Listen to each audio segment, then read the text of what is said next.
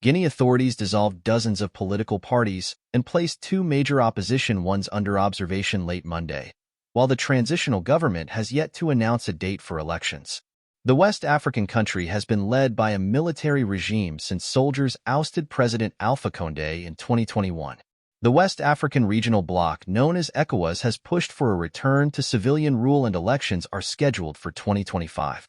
The mass dissolution of 53 political parties and required observation of 54 others for 3 months is unprecedented in Guinea, which held its first democratic election in 2010 after decades of authoritarian rule.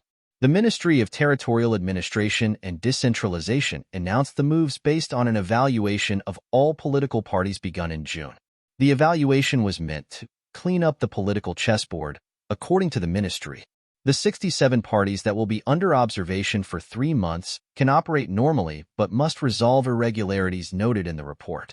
Those parties include the Rally of the Guinean People, which is the party of former President Alpha Condé, and another major opposition party, the Union of Democratic Forces of Guinea.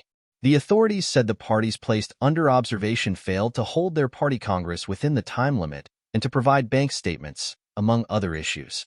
Guinea is one of a growing number of West African countries, including Mali, Niger, and Burkina Faso, where the military has taken power and delayed a return to civilian rule.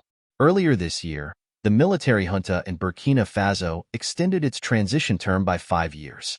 Colonel Mamadi Doumbouya, who leads Guinea, overran the president 3 years ago, saying he was preventing the country from slipping into chaos, and chastised the previous government for broken promises. However, since coming to power, he's been criticized by some for being no better than his predecessor. In February, the military leader dissolved the government without explanation, saying a new one will be appointed. Doumbouya has rebuffed attempts by the West and other developed countries to intervene in Africa's political challenges, saying Africans are exhausted by the categorizations with which everyone wants to box us in,